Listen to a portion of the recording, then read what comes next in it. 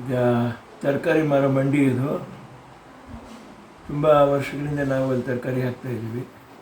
ಮಳೆಗಾಲ ಬಂದಾಗ ಕೆಸರಾಗಿ ಹೋಗ್ಬಿಡೋದು.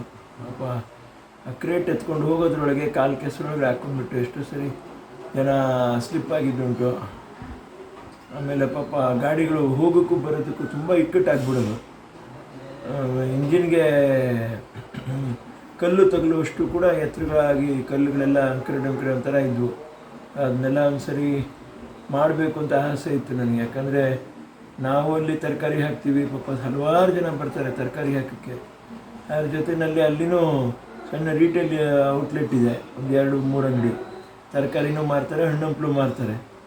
ಬರುವಂಥ ಜನಕ್ಕೆ ಅಲ್ಲಿ ನಿಲ್ಲಿಸ್ಕೊಂಡು ಇದು ಮಾಡೋದಕ್ಕೆ ಕಷ್ಟ ಆಗುತ್ತೆ. ಸೊ ಈಗ ಇದೊಂಚೂರು ಕರೆಕ್ಟ್ ಮಾಡಿ ರೋಡ್ ವೇಸ್ಟ್ ಅದು ಇದೆಲ್ಲ ಯೂಸ್ ಮಾಡಿ ಒಂಥರ ಡೋಸ್ ಮಾಡಿಸಿ ಅದನ್ನು ಲೆವೆಲ್ ಮಾಡಿ ಮಾಡಿಸ್ತಾ ಇದ್ದೀವಿ.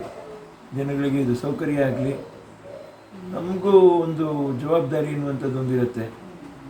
ನಾವು ಅಲ್ಲಿ ಹಾಕ್ತಾಯಿದ್ದೀವಿ ತರಕಾರಿನ, ಹಾಗಾಗಿ ಅದು ಕ್ಲೀನಾಗಿರಲಿ ಆ ಜಾಗ.